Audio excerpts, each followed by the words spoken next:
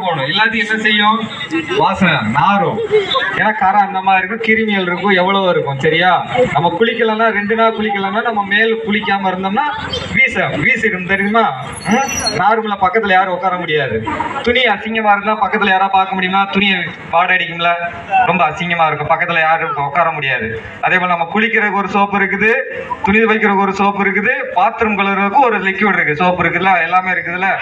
அதே போல நம்ம பாவம் செய்வோம், நம்ம தப்பு பண்ணிக்கிட்டே இருப்போம். ஏன்னா மனுஷனா பிறந்த எல்லாருமே பாவம் செஞ்சிருவோம். சரியா? ஈஸியா பாவம் செய்வோம்.